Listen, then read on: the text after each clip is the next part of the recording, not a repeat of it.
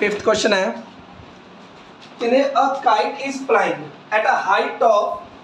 60 metre above the ground. एक kite है जो कि ग्राउंड तो कितनी उच्ची उड़ रहा है 60 मीटर हाइट ते flying. A kite is flying at a height of 60 metre above the ground. The string is attached to the kite. जो string एक kite नाल attach है is temporarily tied to a point on the ground. वो ground दे किसी point नाल बंधिया हुआ है। तो आते सुनो कहने की kite है जो कि 60 मीटर हाइट ते उड़ रही है। जो string attach है कि kite दे नाल वो tie कीती हुई है ground दे नाल किसी point ते जो एंगल द इंक्लिनेशन है स्ट्रिंग दा with the ground is 60 degree. जो है स्ट्रिंग दा ग्राउंड दे नाल जो इंक्लिनेशन है वो कितना है 60 degree. Find the length of the string the length पता करो एज्यूम करके कि उन्हें कोई भी स्लैक नहीं है, मतलब पूरी तरह तो किया है स्ट्रेच। दोबारा से क्वेश्चन सुनो, क्वेश्चन की कह रहे कहते को काइट है जो फ्लाई कर रहा है कितनी हाइट ते 60 मीटर अबव द ग्राउंड। जो स्ट्रिंग है वो काइट दी वो अटैच है ग्राउंड दे किसी पॉइंट नाल। जो एंगल दिता होया स्ट्रिंग दा ग्राउंड दे नाल वो कितना दे रखा है 60 डिग्री। अपन की पता करनी है find the length of string. यही अज्यूम करके कि उरे कोई भी स्लैक नहीं है। अपन ने कुल मिला के मतलब अपने को ट्रायंगल है ए बी सी, अपन ने फाइंड करनी है लेंथ एसी। अपन ने फाइंड करनी है कि फाइंड करनी है एसी। ਹੁਣ चेक करो सब तो पहले 90 ਦੇ ਸਾਹਮਣੇ ਵਾਲੀ ਹੋਗੀ ਹਾਈਪੋਟੇਨਸ, एंगल ਦੇ ਸਾਹਮਣੇ ਹੋਊਗਾ परपेंडिकुलर, जो बच गया होगा बेस। फाइंड करना है हाइपोटेनस ਦਿੱਤਾ ਹੋਇਆ परपेंडिकुलर p ਤੇ h ਕਿਹਦੇ ਜਾਂਦੇ ਨੇ sin ਚ, p ਤੇ h ਕਿਹਦੇ ਜਾਂਦੇ ਆ sin ਚ। दैट्स मीन ਆਪਾਂ sin ਲਗਾਵਾਂਗੇ, ਆਪਾਂ ਕੀ ਲਿਖਾਂਗੇ इन ट्रायंगल ABC जो sin 60 है क्योंकि sin के अंदर p upon h sin 60 equal to p that's mean AB upon h that's mean AC। sin 60 कितना होता है √3/2। AB कितनी अपने को 60 ते AC कितनी अपने को we have to find now by cross √3 AC equal 60 into 2 that's mean AC equal 120 divided by √3। अगर नीचे अंडर रूट आ जाए तो अपन नाल दी नाल डिनोमिनेटर नु रैशनलाइज कर देने आ। दैट्स मीन √3 नाल ऊपर मल्टीप्लाई √3 नाल नीचे मल्टीप्लाई तक कितना आ गया 120 √3 अपॉन √3 मल्टी √3 3 दैट्स मीन कितना आ गया 40 √3 मीटर। चेक दोबारा देख लो की क्या है क्वेश्चन च। कहने एक काइट है जो कि 60 मीटर हाइट ते उड़ रही है। ਜਿਹੜੀ ਇਹਦੀ ਸਟ੍ਰਿੰਗ ਹੈ ਉਹ ਗਰਾਊਂਡ ਦੇ ਨਾਲ ਅਟੈਚ ਹੈ ਜੋ ਕਿ 60 ਡਿਗਰੀ ਐਂਗਲ ਬਣਾ ਰਹੀ ਹੈ। ਕਹਿੰਦੇ ਇਸ ਸਟ੍ਰਿੰਗ ਦੀ ਲੈਂਥ ਪਤਾ ਕਰੋ। 90 ਦੇ ਸਾਹਮਣੇ ਦਾ ਹਾਈਪੋਟੇਨਸ, एंगल ਦੇ ਸਾਹਮਣੇ ਦਾ परपेंडिकुलर, जो बच गया वो बेस।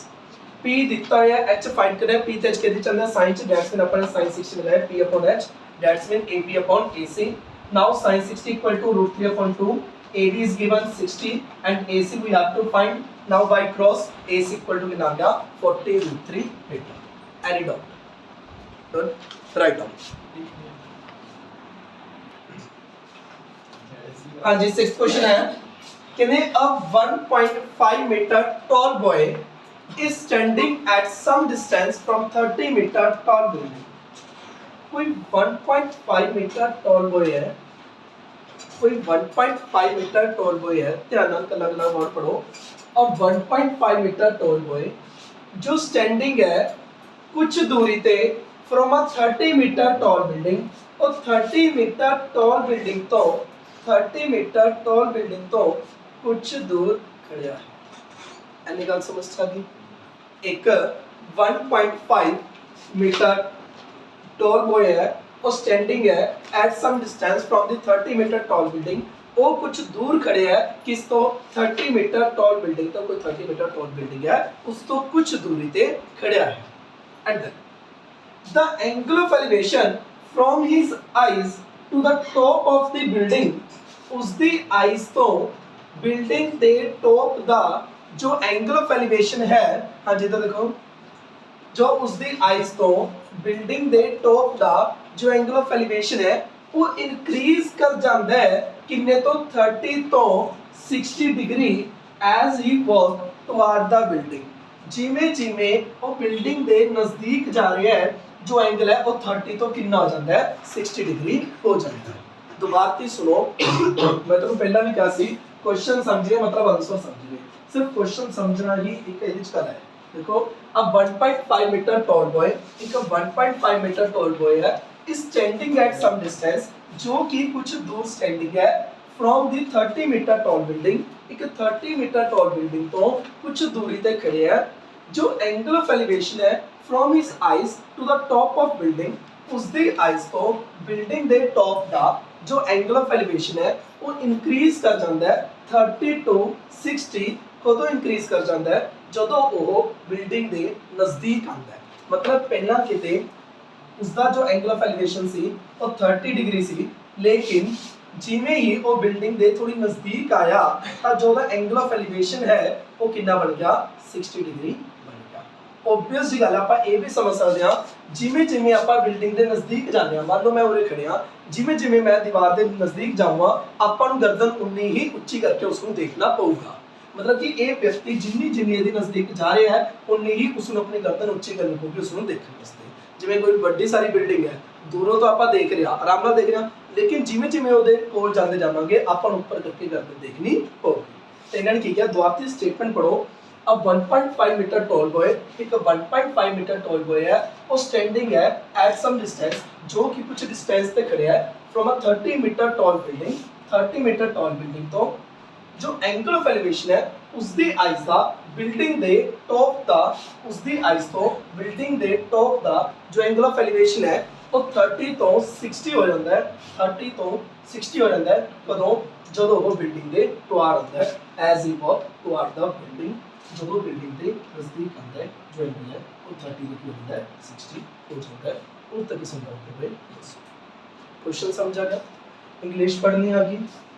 किसी ਨੂੰ ਸਟੇਟਮੈਂਟ ਤੋਂ ਮੇਨ ਦਿੱਕਤ ਇਹੀ ਆਉਂਦੀ ਹੈ ਬਾਰ-ਬਾਰ ਕਹਿ ਰਿਹਾ ਸਟੇਟਮੈਂਟ ਹੀ ਨਹੀਂ ਪੜ੍ਹਨੀ ਆਉਂਦੀ ਜੇ ਸਟੇਟਮੈਂਟ ਤੋਂ ਇਹ ਫਿਗਰ ਸਮਝ ਆਈ ਜਾਂ ਨਹੀਂ ਆਈ ਕਿਸੇ ਨੂੰ ਹਲਕਾ ਜਿਹਾ ਡਾਊਟ ਹੋਵੇ ਦੱਸੋ दोबारा सुनो अब 1.5 मीटर टॉल बॉय अब 1.5 metre tall boy is standing at some distance जो कि कुछ डिस्टेंस से खड़े हैं from a 30 metre tall building तो 30 मीटर टॉल बिल्डिंग तो जो एंगल ऑफ एलिवेशन है उसदी आइज दा जो एंगल ऑफ एलिवेशन है किस तो टॉप ऑफ बिल्डिंग तो वो इंक्रीज हो जाता है 30 तो 60 जिमें ही वो बिल्डिंग दे टुवाड़ आता है जिमें ही वो बिल्डिंग दे टुवाड़ आ रहा है जो एंगल ऑफ एलिवेशन है वो 30 तो कितना हो जाता है 60 डिग्री हो जाता है समझ सकते फाइंड की करना distance he walk to the building ये कितना डिस्टेंस आया दैट से मान लो A B C D E F G अपन फाइंड की करना है ईडी डिस्टेंस फाइंड करना है मतलब कितना डिस्टेंस मूव करया वो कितना डिस्टेंस मूव करया यही अपन फाइंड करना है समझ सर हुन अगर a 1.5 है दैट्स मीन a चीज भी अपनी 1.5 ही होगी और ये तुसी लिखोगे कि eg equal bc eg equal bc equal 1.5 metre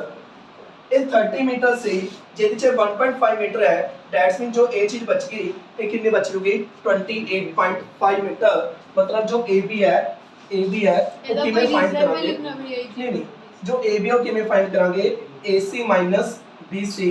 जो AB है वो किਵੇਂ फाइंड करेंगे AC जो BC ਨੂੰ माइनस कर देंगे तो क्या आ जाएगा AB आ जाएगा AC कितने पे हां जी DF DF हाँ जी में 1.5 होगी लेकिन इसका अपन कोई मतलब नहीं जे A 1.5 A भी 1.5 होगी पूरी 30 है तो 30 चो 1.5 माइनस कितना हो लेकिन आगे 28.5 दैट्स मीन AC की निसी 30 BC की निसी 1.5 तो AB साइड की लेगी 28.5 मीटर और तक इसम काउंट हो गए उन मुद्दा सुनो कि ਆਪਾਂ ਕਰਨ ਕੀ ਚਾਹ ਰਹੇ ਪ੍ਰੀ ਪਲਾनिंग A1 ਸਾਈਡ फाइंड करनी है that's mean A1 side find करेंगे ਆਪਾਂ ਕੀ ਪਲਾਨ ਕਰਦੇ ਹਾਂ सब तो पहले ते AGB ट्रायंगल लेके AGB ट्रायंगल कंसीडर करके सब तो पहले ਆਪਾਂ ਕੀ फाइंड कर लेने आ GB पहले આપણે पूरी AGB ट्रायंगल कंसीडर करके ਕੀ फाइंड कर लांगे GB then AFB triangle consider करके ਕੀ फाइंड कर लांगे FB और अगर ਆਪਾਂ GB चो FB माइनस कर देंगे तो ਕੀ निकल आएगी GF निकल आएगी अपना मेन मोटिव की है ये GF फाइंड करना ये GF किਵੇਂ करेंगे अगर ਆਪਾਂ GB चो BF माइनस कर देंगे तो ਕੀ आ जाएगी GF निकल आएगी समझ गए अगर आप GB साइड तो BF साइड माइनस कर देंगे तो अपने को GF साइड निकल आऊगी। दैट्स मीन सब तो पहले आप AGB ट्रायंगल लगा के GB साइड कटांगे, फिर आप AFB ट्रायंगल लगा के FB साइड फाइंड करेंगे, देन GB चो FB माइनस करांगे तो क्या होगा GF आ जाएगा। समझाया करने की जरूरत। तो सब तो पहले अपन ट्रायंगल AGB लगा रहे हैं, इन ट्रायंगल AGB सब तो पहले AGB ट्रायंगल लगा रहे हैं अपन कमांगे। देखो 9 एंगल के सामने वाला परपेंडिकुलर, 90 के सामने वाला हाइपोटेन्यूस, जो बच गया वो बेस। AGB ट्रायंगल का नहीं देख रहे सी। इन AGB ट्रायंगल ਤੁਹਾਨੂੰ P गिवन है, P ਤੁਸੀਂ फाइंड करनी है तो ਅਸੀਂ ਕੀ ਲਾਉਂਗੇ tan 30 P/B, पूरे P ਕੋਣ ਹੈ AB ਤੇ ਉਰੇ B ਕੋਣ ਹੈ ਚੈੱਕ ਕਰ ਲਓ GB। tan 30 ਕਿੰਨਾ ਹੁੰਦਾ ਹੈਗਾ 1/√3, AB साइड कितनी है अपने को 28.5, GB साइड अपन फाइंड करनी है और तो GB साइड कितनी आ गई अपने को 28.5√3 मीटर। Any doubt? दोबारा से की कर रहे हो GB ते AB। हाँ जी ऊपर लिख दो, कोड का फॉर्मूला बन जाएगा। तो B/P लगाओगे कोड का फॉर्मूला, जो कोड 30 लगा दो, कोड 30 कितना होता है √3, तभी आंसर सेम आऊंगा। समझ सके जी। GB ऊपर लिख रहे हो तब B/P बन जाएगा। B/P किसका होता है कोड का, ते कोड 30 कितना होता है √3, तो आंसर हो गया। समझ सके। तो मेन मुद्दा की सीगा पहला फर्स्ट स्टेप की है ਤੁਹਾਨੂੰ क्वेश्चन पढ़ के फिगर समझना चाहिए। दूसरी गल थोड़ी प्री प्लानिंग होनी चाहिए भी जो अपने फाइंड करना है फाइंड की किमें करांगे, अपने GF फाइंड करनी है किमें फाइंड करांगे। अगर अपन सारे डिस्टेंस चो ए वाला डिस्टेंस माइनस कर देंगे तो ए वाला डिस्टेंस निकल के आ जाएगा। तो अपन सब तो पहले बड़ी ट्रायंगल लेके GB फाइंड करांगे, फिर अपन छोटी ट्रायंगल लेके FB माइनस करांगे और फाइंड करांगे, फिर अपन पूरी साइड चो ए वाला साइड माइनस कर देंगे, ए वाला साइड आ जाएगी। ध्यान रखो ये ना सोचो कि ਅਸੀਂ ए वाला ट्रायंगल ले लेंगे AG एक होना F, ਇਹ ਨਾ ਸੋਚਿਆ ਸੀ AGF ट्रायंगल ले लेंगे। AGF ट्रायंगल ਤੇ ਤੁਸੀਂ ਇਹ ਵਾਲਾ ਰੂਲ ਨਹੀਂ ਲਗਾ ਸਕਦੇ ਕਿਉਂਕਿ ट्रिग्नोमेट्री इज वैल्यू रूल नहीं होना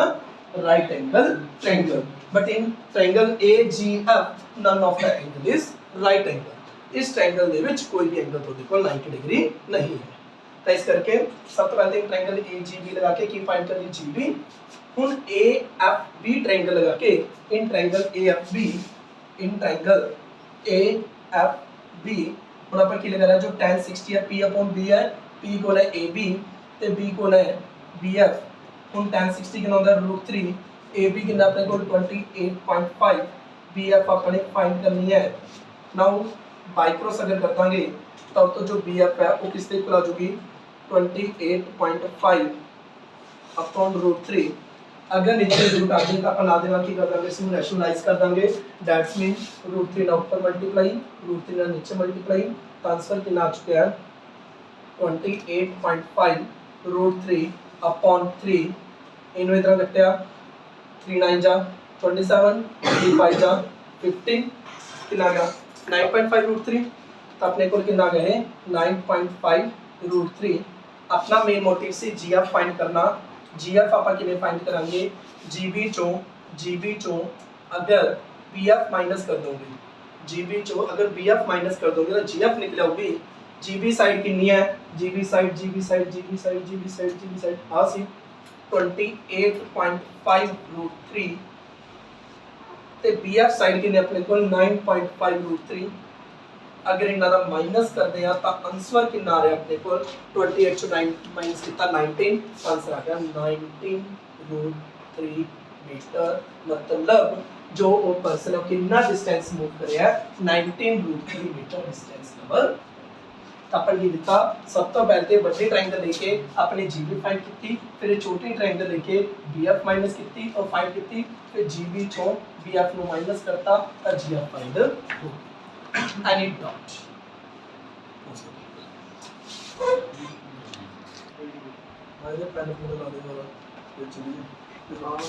From a point on the ground ते कोई point है, from a point on the ground,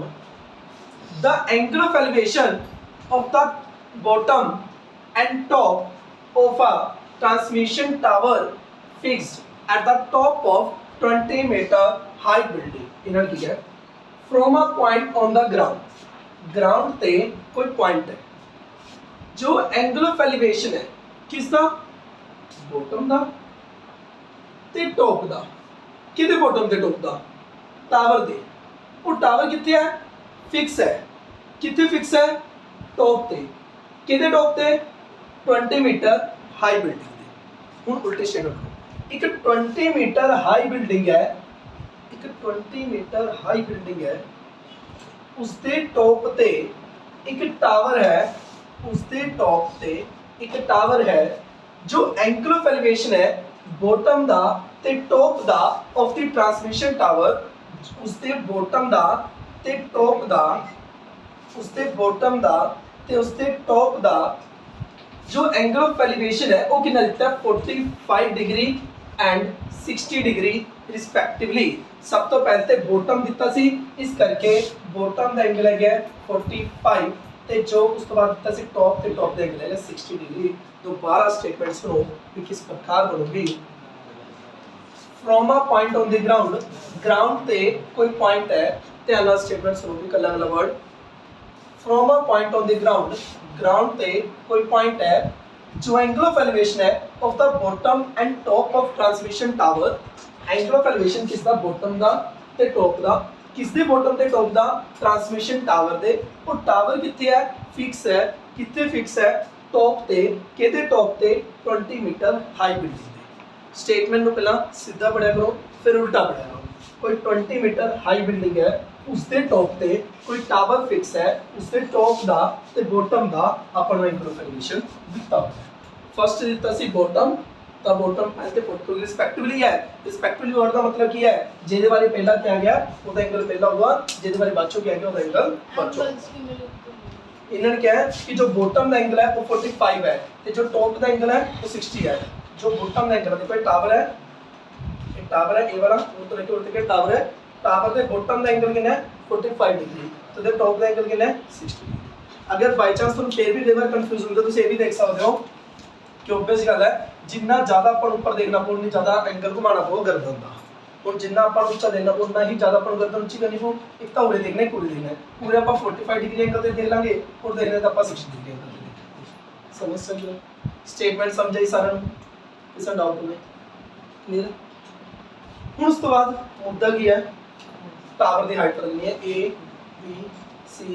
D अपना मेन मोटिव की है ए बी फाइंड करना की फाइंड करना ए बी फाइंड करना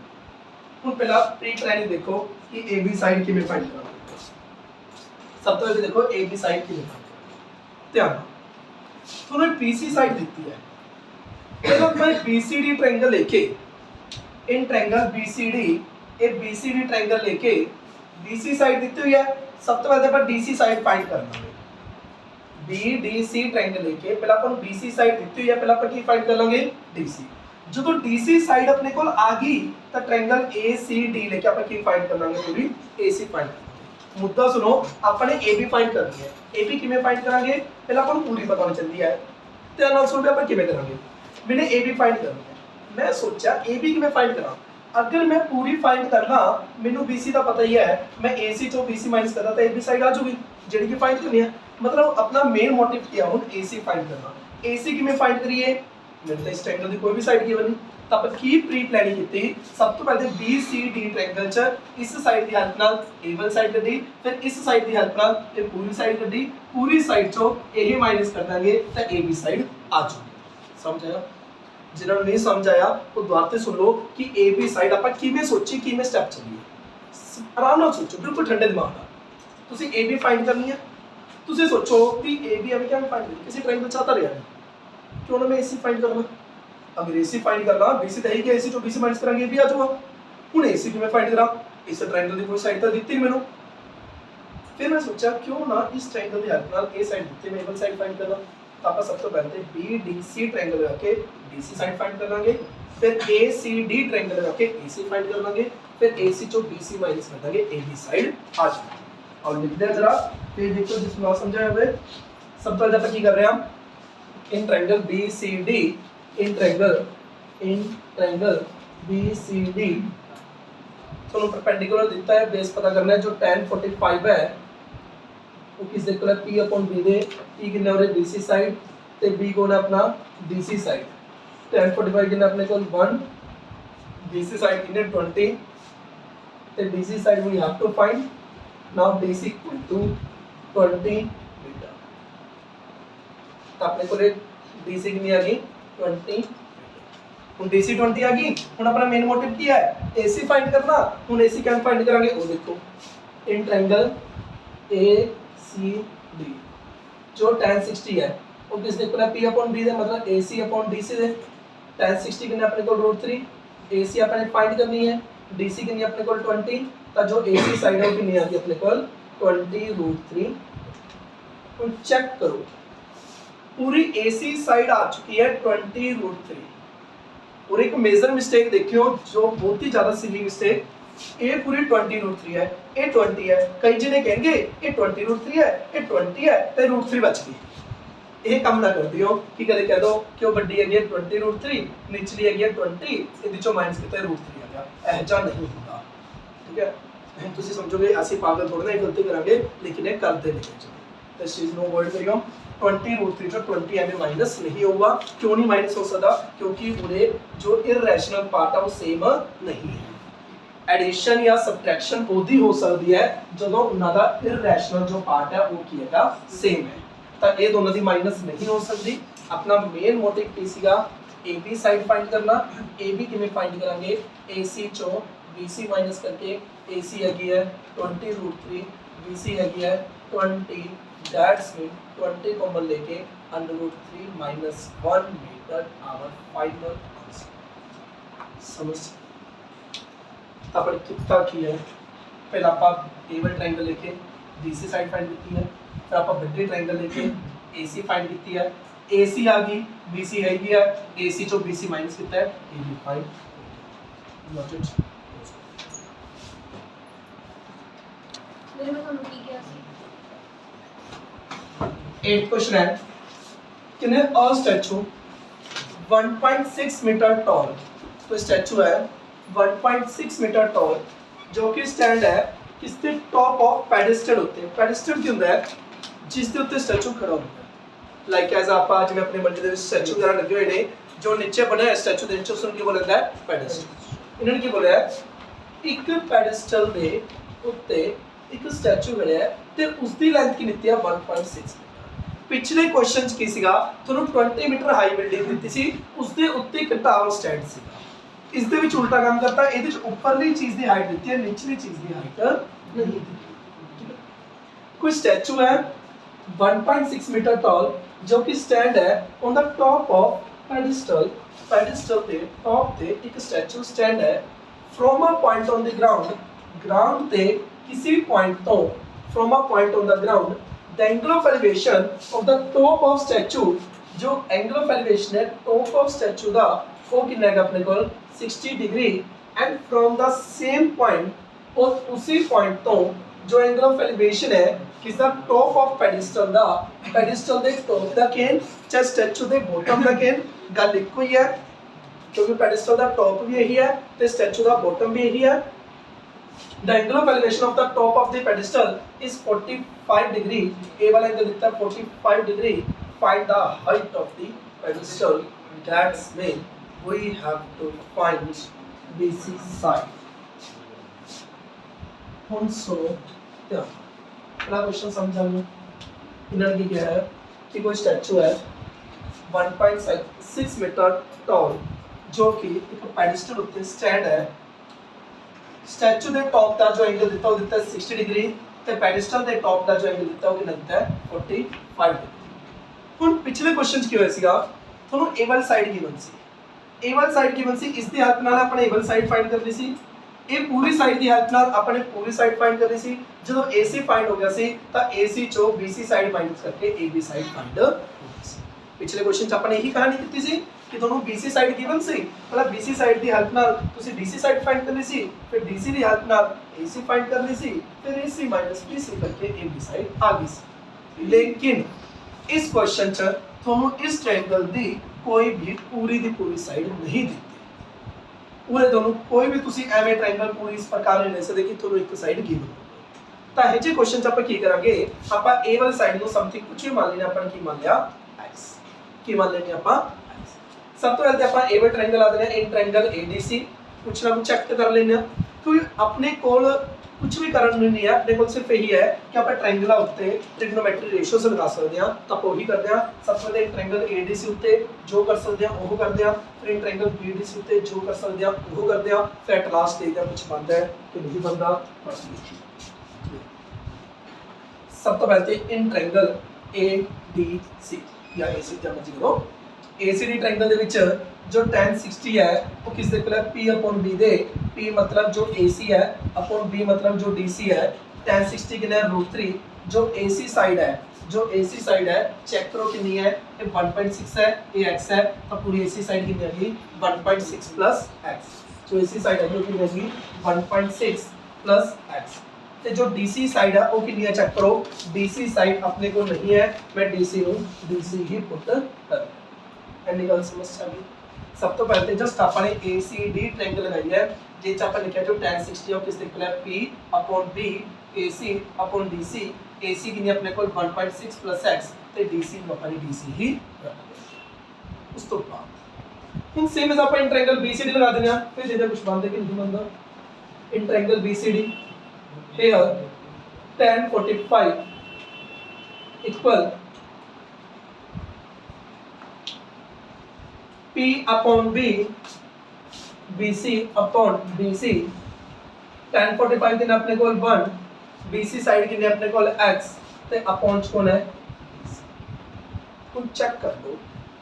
ਤੁਹਾਡੇ ਕੋਲ ਇਹ ਦੋ ਇਕੁਏਸ਼ਨ ਨੇ, ਇਹਨਾਂ ਨੂੰ ਵੀ ਸੋਲਵ ਕਰ ਸਕਦਾ ਹੈ। ਧਿਆਨ ਨਾਲ ਦੇਖੋ 1 x upon DC ਤੋਂ DC ਕਿਸ ਦੇ ਕੋਲ ਆ ਗਿਆ x ਤੇ DC ਕਿਹਦੇ ਕੋਲ ਆ ਗਿਆ x ਨੇ, ਤਾਂ ਬਿਨਾਂ ਕਿਸੇ ਨੂੰ ਦੱਸੇ ਉਹਨੇ DC ਦੀ ਜਗ੍ਹਾ ਤੇ ਆਪਾਂ ਕੀ ਪੁੱਟ ਕਰ ਦਿੰਦੇ ਆ x ਪੁੱਟ ਕਰ ਦਿੰਦੇ ਆ, ਤਾਂ ਦੇਖੋ ਜਦ ਆਪਣਾ ਕੀ ਫਾਈਂਡ ਹੋ ਜਾਂਦਾ ਹੈ, ਤਾਂ √3 equal 1.6 plus x upon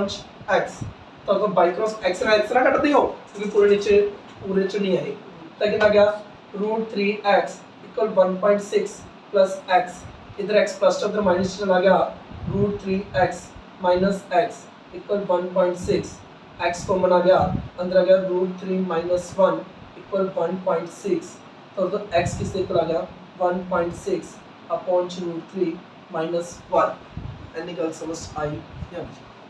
ਮਤਲਬ ਜਿਸ ਕੁਐਸਚਨ ਤੁਹਾਨੂੰ ਸਮਝ ਨਹੀਂ ਆ ਰਿਹਾ ਹੋਵੇ ਵੀ ਕੀ ਕੀਤਾ ਜਾਵੇ, ਤਾਂ ਜਿਹੜੀ ਤੁਹਾਡੇ ਕੋਲ ਟ੍ਰਾਇੰਗਲ ਗਿਵਨ ਹੈ ਉਸ ਤੇ P/B ਵਗੈਰਾ ਲਗਾ ਕੇ ਕੁਛ ਨਾ ਕੁਛ ਫਾਈਂਡ ਕਰੋ, ਤੁਹਾਨੂੰ ਆਪਣੇ ਆਪ ਰਾਸਤਾ ਦਿਖਾਈ ਦੇਣ ਲੱਗ ਜੂਗਾ। अपने इन ट्रायंगल ACD लगाई, tan 60 equal to P/B मतलब AC upon DC, AC upon DC लिखा, AC साइड की है 1.6 plus x, DC अपने फाइंड करनी है। इन ट्रायंगल BCD लगाओ, जो tan 45 हो के देखो है BC upon DC, BC upon DC, tan 45 आ गया 1, BC साइड आ गया x, तो DC साइड अपने फाइंड करनी है, तो DC इक्वल टू कितना आ गया x, तो DC कितना आ गया अपने को x। ਹੁਣ DC साइड x है, अपन देखिए DC उरे भी लिखो है, DC जगह पे x पुट कर दिए, DC पहला भी है, DC उरे भी है, DC उरे x है, तो DC दूसरी जगह पर क्या पुट करता x पुट करता, y क्रॉस कितना √3x equal 1.6 plus x, x वाली आइटम सारी एक साइड थे, √3x minus x equal 1.6, x common अंदर बच गया √3 minus 1 इक्वल 1.6, √3 minus 1 आ गया डिवाइड और तक से